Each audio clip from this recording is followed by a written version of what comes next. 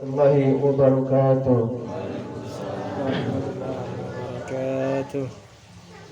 Bismillah, alhamdulillah, salatu wassalamu ala rasulillah Sayyidina Muhammad ibn Abdillah wa ala alihi wa sahbihi wa man walah. Wa la hawla wa la quwata illa billah alladzi la nabiyya ba'dah.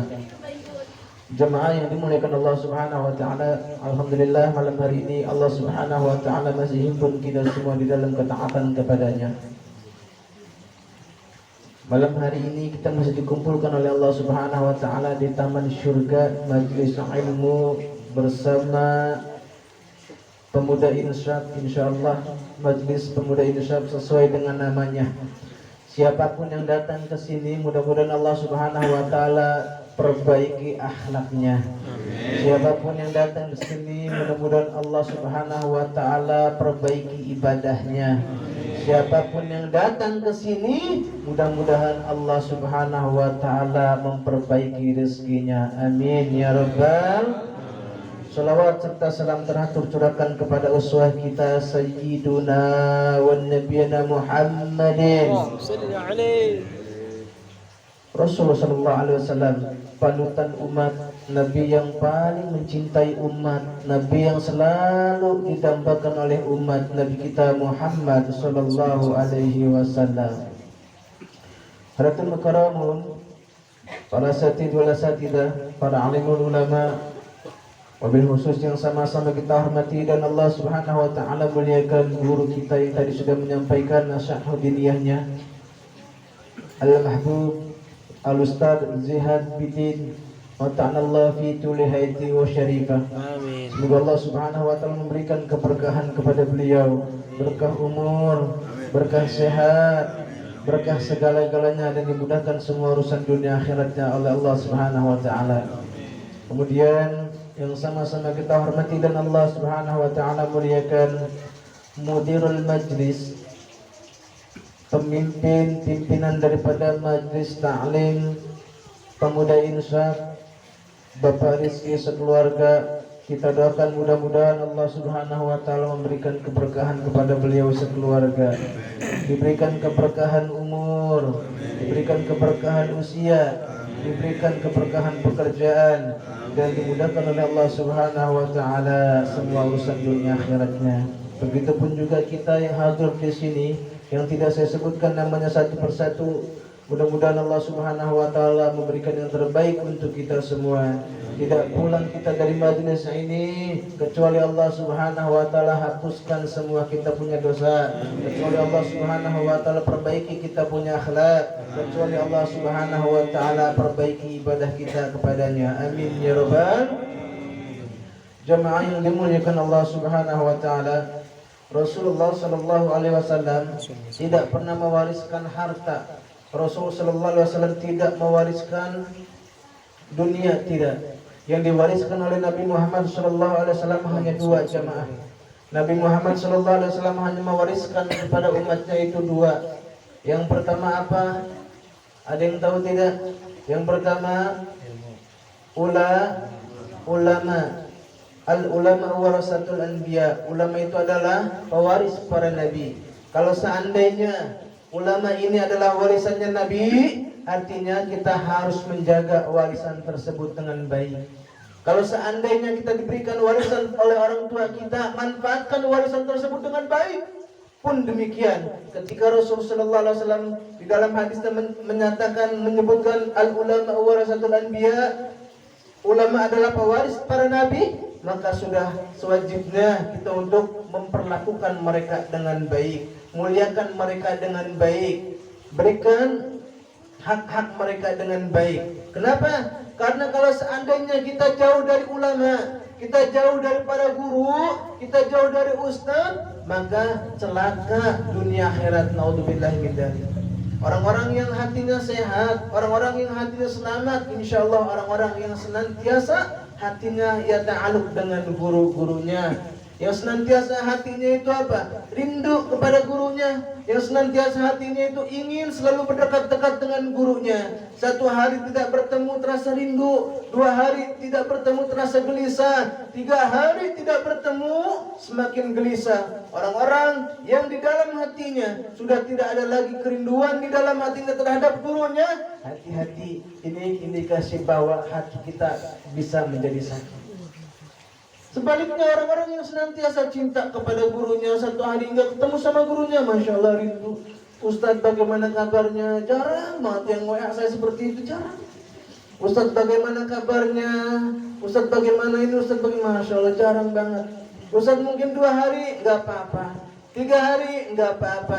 Ini terkadang 1 minggu, 1 bulan nggak ada dari tolabahnya, nggak ada dari santri-santrinya. Ustadz bagaimana kabar antum? Apakah sehat apa enggak? Ustadz bagaimana keluarga? Ustadz bagaimana, punya uang atau tidak? Nah, seperti itu tanyakan hal ihwal guru kita. Khawatir kita terhadap guru kita, khawatir. Nah, orang-orang yang seperti inilah nanti yang senantiasa mendapatkan nazarah daripada Sayyiduna Muhammad SAW. Kenapa?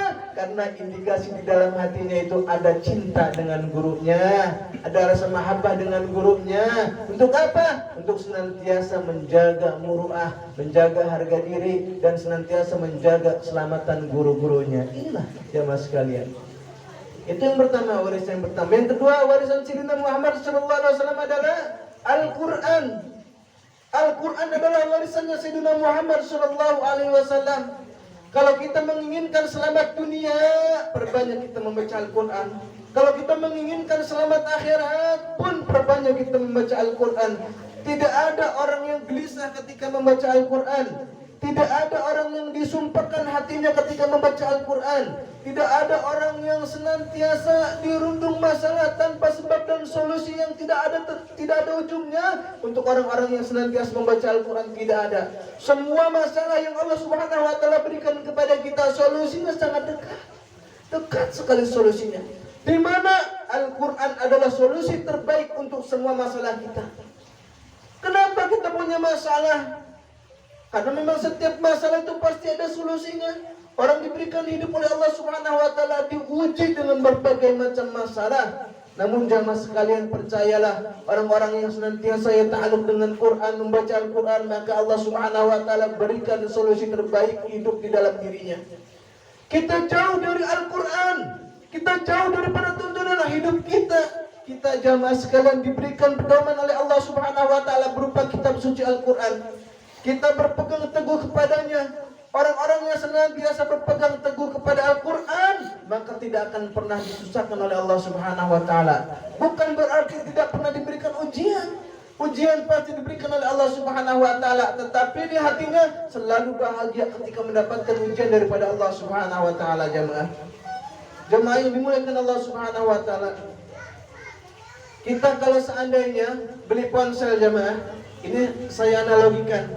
Kita beli ponsel, atau mungkin kita ada beli motor, dapat nggak kita buku panduannya? Ada nggak Pak buku panduannya, Pak? Ada, pasti ada. Ya, pasti ada catatannya. Untuk apa? Ketika nanti kita jauh daripada itu, nanti kita kembali lagi kepada buku panduan kita. Ustadz, saya beli ponsel, terus buku panduannya ada. Ada. Yang terjadi, kita tidak pernah baca tuh buku panduan. Kenapa? Karena memang kagak ngerti. Bahasa Cina mulu ya, bahasa Cina, bahasa Inggris kita nggak ngerti itu. Seandainya kita paham, misalnya kita beli kompor gas, beli ini atau beli apapun itu, kita pasang nih Pak, kita pasang sudah bisa. Kemudian ada masalah, kita buka kembali buku panduan itu. Untuk apa? Untuk mengetahui kalau seandainya masalahnya di sini bagaimana ya solusinya. Buka lagi buku panduannya untuk mencari solusi terbaik. Pun demikian dengan hidup kita, jemaah. Ketika kita banyak masalah, ujian tidak henti-hentinya, kita merasa kita diuji oleh Allah Subhanahu wa taala. Kemana kita mencarinya? Kemana kita mencari solusi? Solusi terbaik adalah Al-Quran. Cuma terkadang kitanya nggak pada paham, jemaah. Ustadz, saya nggak paham baca Al-Quran. Nggak masalah. Al-Quran dibaca mau antum paham mau tidak, nggak masalah. Al-Quran yang dibaca, ketika seseorang membaca Al-Quran, mau paham, dia tidak paham, maka Allah Subhanahu wa taala menjadikan hatinya itu senantiasa apa? Ya talakla ini apa? Bercahaya, bersinar, enggak akan usil dengan urusan orang lain, akhlaknya baik, ucapannya enggak akan pernah menyinggung orang lain, selalu memberikan yang terbaik untuk orang lain, selalu mendahulukan hal-hal yang menjadi sebuah kewajiban untuk majlis ta'limatul Sayyidina Muhammad sallallahu alaihi wasallam. Pernah nggak Pak kita punya masalah? Jangan pernah kita hidup nggak punya masalah. Kalau ditanya, kamu sini nak, ya Ustaz, kenapa? Kamu punya masalah nggak hidup? Sampai sekarang ini alhamdulillah Ustaz nggak punya. Hebat kamu hidup nggak punya masalah. Orang hidup pasti punya masalah. Hidup saya ada masalah dengan keluarga, ada masalah dengan teman, ada masalah dengan saudara, ada masalah dengan itu, ada masalah dengan kantor di kantor, ada masalah dengan teman kerja. Semua kita hidup dengan masalah, ada masalah. Jangan pernah kita berpikir hidup saya nggak ada masalah Ustaz, tenang-tenang saja, ya tanas di rumah. Nggak ada orang hidup yang tidak ada masalah. Ya, solusi terbaik adalah Al-Quran. Ayo kita kembali kepada Al-Quran. Al-Quran ini jamaah, ketika dibaca oleh seseorang dalam keadaan sholat, Allahu Akbar. Kita tidak buka masalah sholat ya Pak, karena mungkin nanti jamaah kita di sini kan ada beberapa yang tidak datang ya. Mungkin nanti pertemuan berikutnya insya Allah akan kita lanjutkan lagi agar saya tidak terlalu banyak mengulangnya kembali ya Bu ya. Ketika kita membaca Al-Quran di dalam sholat, Allahu Akbar, bukan 10 yang Allah berikan kebaikan per huruf, bukan 25 yang Allah Subhanahu wa taala berikan dalam per huruf, bukan. Ketika Allahu Akbar kita sholat Bismillahirrahmanirrahim, satu huruf Al-Quran yang kita baca mendapatkan 50 kebaikan dalam keadaan sholat. Kalau seandainya Al-Fatihah sudah berapa hurufnya? Bismillah saja dihitung sudah 19 huruf, dikali 50 sudah berapa? Belum lagi Al-Fatihah, belum lagi surat yang lainnya. Kita ulang-ulang Al-Fatihah dalam rakaat tersebut sampai 4 kali. Berapa juta sudah yang kita dapatkan kebaikan tersebut? Ya? Dapat 50 kebaikan kita ketika kita membaca Al-Quran dalam keadaan sholat. Ustaz, saya baca Al-Quran kemudian di luar sholat, namun saya masih dalam keadaan berwudu. Selesai kita sholat, Assalamualaikum warahmatullahi, nengok ke kanan, nengok ke kiri, kita membaca aurat ini zikir kita kepada Allah Subhanahu wa taala, minta yang terbaik kepada Allah Subhanahu wa taala. Setelah itu kita buka Al-Quran, Bismillahirrahmanirrahim, Alhamdulillahirabbil alamin, Arrahmanirrahim, dan seterusnya. Satu huruf yang kita baca, maka Allah Subhanahu wa taala balas sebanyak 25 kebaikan jemaah. Kita berwudu, kemudian kita membaca Al-Quran, kita dapat 25 kebaikan. Lalu bagaimana Ustaz orang-orang yang membaca Al-Quran kemudian dalam keadaan tanpa berwudu? Maka Allah Subhanahu wa taala balas 10 kebaikan tanpa berwudu. Baca Quran tidak harus kita di rumah, di mushola, di masjid. Antum kita semua baca dari sini, pulang ke rumah, Bismillahirrahmanirrahim, Qul huwallahu ahadun Allahu samad, lam yalid wa lam yulad wa lam yakul lahu kufuwan ahad. 10, satu huruf Allah Subhanahu wa taala balas 10. Ini enggak akan didapatkan. Balasan-balasan ini diberikan khusus untuk umatnya Sayyidina Muhammad sallallahu alaihi wasallam. Bisa dipahami jemaah? Bisa dipahami? Alhamdulillah. Kalau udah paham udah ya. Kalau saya sudah paham sudah, nggak usah banyak-banyak tali. Ntar kalau kebanyakan nggak ada yang nempel pisan jadinya ya. Nggak ada yang nempel pisan di jamaah sekalian. Ya. Oke. Jamaah yang dimuliakan Allah Subhanahu wa taala, Al-Quran ini kalau seandainya seorang hamba di hatinya tidak pernah membaca Al-Quran walaupun satu ayat saja, satu ayat ini dia tidak membaca Al-Quran seumur hidup dia misalnya, Masya Allah, jangan sampai demikian. Orang yang di hatinya sudah tidak ada lagi cahaya Quran, setampan apapun dia, secantik apapun dia, tidak akan pernah ada yang namanya nur di dalam kebaikannya. Di dalam wajahnya itu tidak ada inner beauty yang lahir daripada diri dia. Dia cantik, dia tampan, biasa saja. Tapi orang-orang yang senantiasa membaca Al-Quran, walaupun wajahnya biasa, jamaah sekalian, Allah sinari terus wajahnya dengan kebaikan-kebaikan Al-Quran. Sehingga apa? Yang muncul adalah kebaikan yang sudah saya sampaikan tadi. Jangan sampai kita seperti rumah kosong. Nabi Muhammad SAW memberikan gambaran kepada kita nih jemaah. Seseorang yang di hatinya tidak pernah ada cahaya Quran seperti rumah kosong.